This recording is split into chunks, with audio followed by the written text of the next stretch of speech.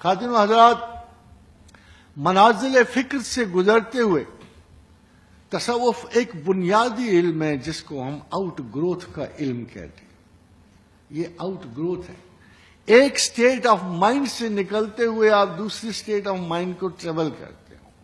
بہت سے لاحقے جو ایک پیرامیٹر آف مائنڈ پہ ملتے ہیں وہ دوبارہ نہیں ملتے ہیں، اور آپ اس سے آگے بڑھتے ہوئے ایک نیچرل فائنڈنگ تک پہنچتے ہو کہ تلاش علم و حقیقت، طلب اور جستجو بالآخر پروردگار عالم کی ذات پہ ختم ہوتی ہے۔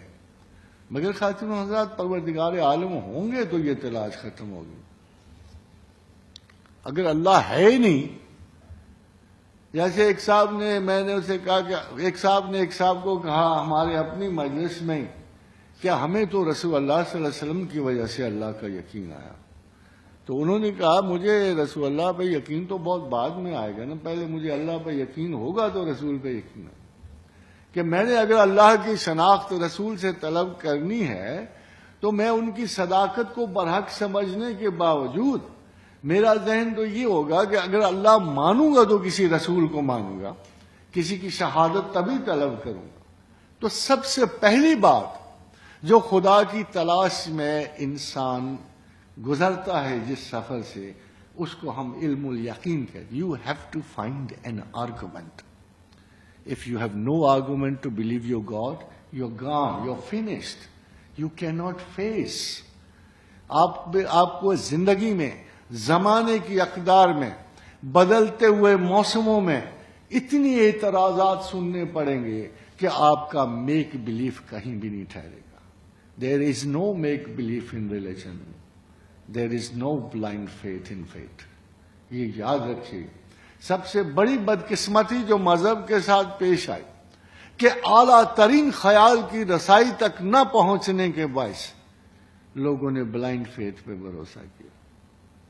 کتنی بدقسمتی کی بات ہے کہ جب خیالات کی حدود ختم ہو جائیں، جب تصورات بیچارگی کا شکار ہو جائیں، جب خداوند قدوس کی باری آئے تو آپ بلائنڈ فیتھ لے کے بیٹھتے ہیں۔ اتنی بڑی حقیقت، اتنی بڑی سچائی، اتنا بڑا شعور جو ہے وہ بالآخر آپ کے دنیاوی شعور سے کچھ تو بلند تر ہوگا۔ اگر خدا بھی دنیا ہی کی طرح کی محنت سے حاصل ہونا ہوتا تو پھر تو بڑا آسان ہوتا، کسی کلاس روم میں ٹیچر سبق دیتے اور طالب علم خدا لے کے چلتے بنتے۔ آخر ایک گریڈ سے معرفت کے، اگر آپ ایم ایس سی کی کتاب میٹرک کو پکڑا دو گے تو کیا حشر ہوگا؟ نارملی آپ کو ہر علم کے ماخذات سے آگے بڑھ کر، آگے جا کر ایک بہت بڑے علم اور بہت بڑی رسائی فکر تک جانا ہوتا ہے۔ اس کے لیے بے پناہ علم و فراست کی ضرورت ہے، مگر بے پناہ علم و فراست بہانے نہیں ڈھونڈتا۔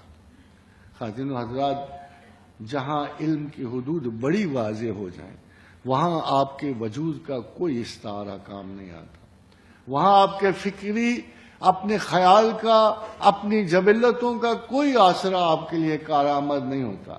You have to be a very very clear scientist. آپ کو کاز اینڈ ایفیکٹ کے اتنی پیچیدہ سلسلے سے گزرنا پڑتا ہے جہاں سب سے بڑا حائل اگر کوئی رکاوٹ موجود ہے اس راستے میں تو وہ آپ کا وجود ہے جو سمپیتھیٹک ہے۔ دی فرسٹ لا آف مسٹیسزم ہے to be unsympathetic about yourself۔ اور خاتون حضرات، دنیا میں جتنی بھی فلسفیز آئی ہیں وہ خدا کے حق میں بھی آئی ہیں، خدا کے خلاف بھی آئی ہیں۔ بدقسمتی اس میں most of them were sympathetic to their own selves۔ اب بھی اگر آپ انالیٹیکل برین نہیں رکھتے، اب بھی اگر آپ کی اجزاء ترکیبی میں وہی خوش فہمیاں شامل ہیں اور آپ کی سائنٹیفک اپروچ نہیں ہے تو آپ کبھی بھی اللہ کو نہیں پا سکتے۔ سب سے بڑی بات، یا اللہ تعالیٰ کو آپ دیکھو تو وہ تو کام کو بڑا آسان کر دیتا ہے۔ وہ تو اس کو شیطان نے کہا کہ پروردگار مجھے اجازت دے، میں ان کو الجھاؤں گا، ان کو دائیں سے آؤں گا، بائیں سے آؤں گا، اوپر سے آؤں گا، ان کے ہر طرف سے آؤں گا، میں ان کو کیا کروں گا؟ فَأَغْوَيْنَهُمْ، میں ان کو اغوا کروں گا، راہ راست سے بہکا دوں گا، ان کو پگڈنڈیوں پہ ڈال دوں گا۔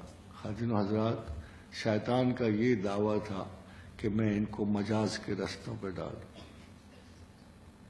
سمپل سی بات, میں ان کو اغوا کروں, یہ سیدھے رستے پہ جا رہے ہوں گے اور میں ان کو ایسے لالچ دکھاؤں گا. بڑی خوبصورت حدیث قدسی ہے.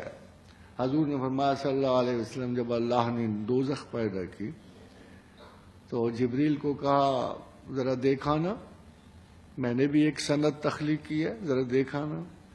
جبریل گئے اور لرزاں اور ترساں واپس آئے کہ ہے پروردگار, یہ آفت کس کے لیے؟ اس کو تو دیکھ کر اور اس کا تو خیال کر کے بھی رونگٹے کھڑے ہو جاتے ہیں, اور کون ایسا احمق و جاہل اور بے درد انسان ہے جو اس آگ میں کودنا پسند کرے.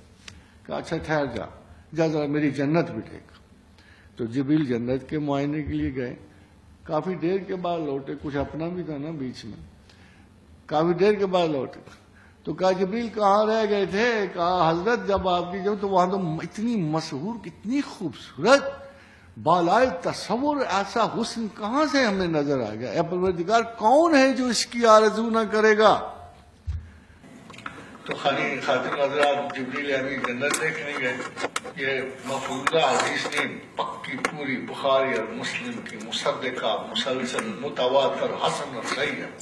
جب وہاں دیکھنے گئے تو دیکھا کہ جنت ہر مکروہ چیز سے ڈھانپی پڑی, دکھ ہی دکھ, اذیتیں, ابتلا, کرب, مصائب, کربلا جی. کہا جی اس میں کون روح ہے؟ حسین کے سوا کون ادھر آتا ہے؟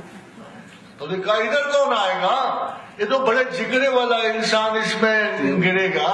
اے اللہ تو نے تو بالکل جنت کو ایسا بنا دیا ہے کہ وہ تو کسی انسان کے تصور و آرزو میں نہیں آ سکتا. تو حضرات گرامی آپ نے دیکھا مجاز اور حقیقت میں فرق.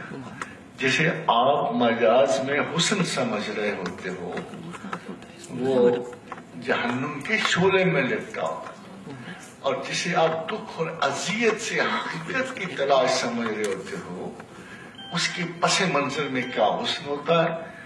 اللہ قرآن حکیم میں فرماتا ہے کسی کو یہ پتہ نہیں کہ میں نے اس کی آنکھ سے چھپا کر جنت میں اس کے لیے کیا خوبصورتیاں رکھی ہیں, مگر اس سراب نظر سے آگے کون؟ حاضرین حضرات مسئلہ یہ ہے کہ اس سراب نظر سے آگے کون بڑھے گا, یہ دوزخ اور جنت کے سراب سے آگے کون؟ بہت سارے لوگ کہتے ہیں جنت تو مفروضہ ہے. ہمارے بہت سارے ایسے انٹلیکچوئلز بھی آئے, بہت سارے دانشور بیچ میں جنہوں نے کچھ جدیدیت کا رنگ پایا, انہوں نے کہا جنت مفروضہ ہے, دوزخ مفروضہ ہے.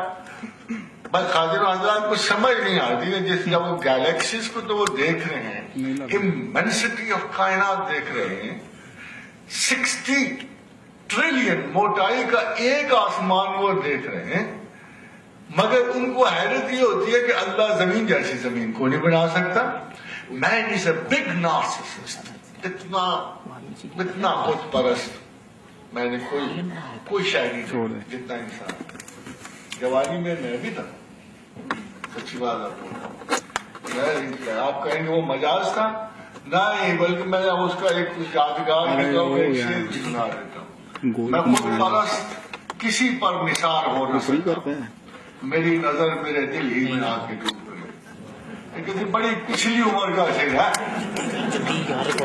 آپ میرے خیال میں نظر کو فرصت ہی نہیں ہوتی.